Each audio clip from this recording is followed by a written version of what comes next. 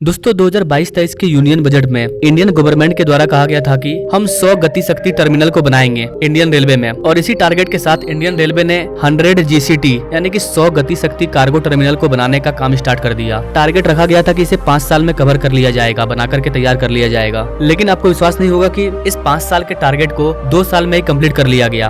2 साल के अंदर 100 गति शक्ति कार्गो टर्मिनल को तैयार कर लिया गया। इन 100 गति शक्ति कार्गो टर्मिनल में से 60 टर्मिनल ऑपरेशनल हो चुके हैं। इसमें से 40 ऐसे हैं जो कि इस साल के एंड तक चालू हो जाएंगे। अब चूंकि यहाँ पर टारगेट को बहुत ही पहले कवर कर लिया गया, 5 साल के टारगेट को हमने 2 साल में ही कवर कर लिया, इसलिए अब कहा जा रहा है कि भारत सरकार का जो अगला टारगेट है कि अब भारत सरकार 100 नहीं बल्कि 200 और गति शक्ति टर्मिनल को बनाएगी। 5 साल के अंदर 200 गति शक्ति कार्गो टर्मिनल को बनाया जाएगा। तो इस वीडियो में हम लोग बात करेंगे कि ये गति शक्ति कार्गो टर्मिनल क्या होता है, कैसे 100 गति शक्ति कार्गो टर्मिनल को 2 साल के अंदर तैयार कर लिया गया, इंडियन गवर्नमेंट इतना ज्यादा इस तरह के गति शक्ति टर्मिनल को क्यों बना रही है, इससे हमारे इंडियन रेलवे को क्या क्या फायदा होगा। चलिए जानते हैं बहुत ही आसान भाषा में।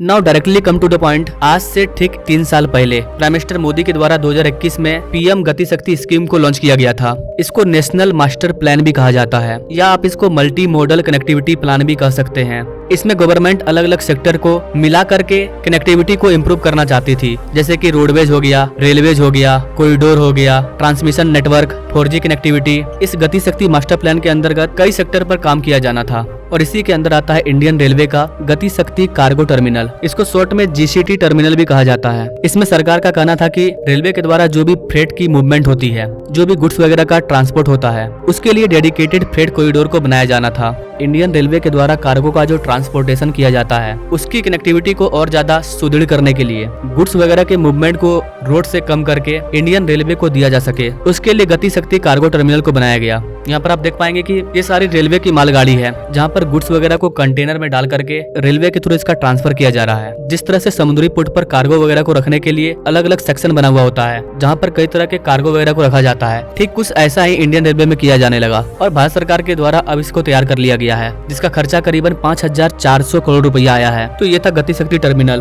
और इस तरह के हमने 100 गति शक्ति कार्गो टर्मिनल को तैयार कर लिया है, और अब सरकार बोल रही है कि इसी तरह के और हम लोग 200 गति शक्ति कार्गो टर्मिनल को तैयार करेंगे। अब अगर आप बोलेंगे इससे फायदा क्या हो रहा है, तो गाइस मैं आपको इसका 4 महीना का डाटा दिखा रहा हूँ। 4 महीने के अंदर इंडियन रेलवे को 3.22% का फायदा हुआ है। अगले साल इंडियन रेलवे के इस टर्मिनल के द्वारा 53,731 करोड़ की कमाई हुई थी, जो कि इस साल बढ़कर के 55,459 करोड़ हो चुकी है। इसका एक और बड़ा फायदा ये है कि करीबन अराउंड 30% कार्गो का जो मूवमेंट है वो अब रेलवे के द्वारा हो रहा है। फाइनेंशियल ईयर 2024 के अकॉर्डिंग पूरे देश में कार्गो का जो मूवमेंट था वो करीबन 5500 मिलियन टन कार्गो था, जिसमें से 1600 मिलियन टन कार्गो का जो मूवमेंट है वो रेलवे के द्वारा हुआ है। ये एक बड़ा बदलाव है। आने वाले टाइम में हमें इन सारे कार्गो के मूवमेंट को इंडियन रेलवे में ही डालना है, ना कि रोड पर, क्योंकि अगर रोड पर कार्गो का मूवमेंट होगा तो काफी ज्यादा पोल्यूशन होगा, फ्यूल जलेगा, और अगर ट्रेन से मूवमेंट होगा तो ये बिजली के थ्रू होगा, जिससे उतना ज्यादा पोल्यूशन नहीं होगा। रोड पर ट्रैफिक कम होगी, जिसकी वजह से एक्सीडेंट भी कम होगा, और रोड पर जब गाड़ियों के द्वारा इन कार्गो का मूवमेंट किया जाता है तो काफी ज्यादा टाइम भी लगता है। अगर हम अलग से फ्रेट कॉरिडोर को बना दें तो इसे कम से कम समय में अपने टारगेट तक पहुंचाया जा सकेगा। यही कारण है कि अब भारत सरकार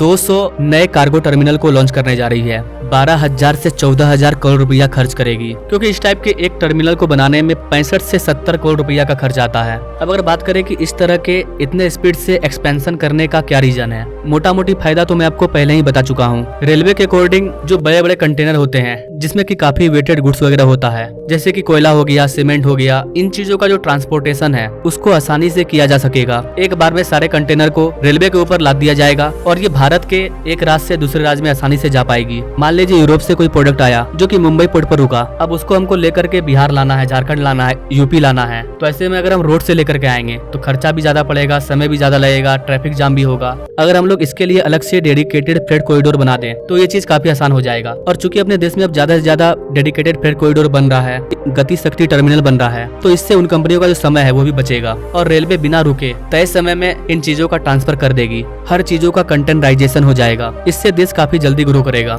चीजों के आदान प्रदान ले जाने में समय बचेगा, तो जाहिर सी बात है कि कॉस्ट भी बचेगा। कॉस्ट बचेगा तो फायदा होगा और जल्द से जल्द हम दूसरे देशों के डिमांड को भी पूरा कर पाएंगे, अपने देश के डिमांड को भी पूरा कर पाएंगे। इंडियन रेलवे का कहना है कि इसका सबसे बड़ा फायदा हमें ये होगा कि अगर हम लोग और ज्यादा से ज्यादा इस तरह के टर्मिनल को लेकर के आते हैं तो पूरे इंडिया में जो फ्रेट ट्रैफिक मूवमेंट होता है उसमें हमारा जो परसेंटेज है वो 29 से 30% तक हो जाएगा 2030 तक। 30% तक तो शेयर रेलवे का हो चुका है। 2030 तक आराम से ये लोग 35% को क्रॉस कर जाएंगे। हो सकता है 40% भी हो जाए अगर इस स्पीड से इस तरह के कंटेनर टर्मिनल को तैयार किया जाए तो आई होप कि गाइस आप इन सारी चीजों को समझ पाए होंगे कैसे हमारी इंडियन रेलवे ग्रो कर रही है। वैसे गाइस आप इस चीज के बारे में क्या सोचते हैं? क्या भारत सरकार सही काम कर रही है? क्या इस तरह के प्रयास से हम आने वाले समय में डेवलप कंट्री बन पाएंगे? क्या सोचते हैं गाइस आप इस चीज के बारे में कमेंट करें और ऐसे लेटेस्ट अपडेट के बारे में जानने के लिए हमारे चैनल से जरूर जुड़े। Thanks for watching. मिलते हैं वीडियो में एक नई जानकारी के साथ, तब तक के लिए जय हिंद।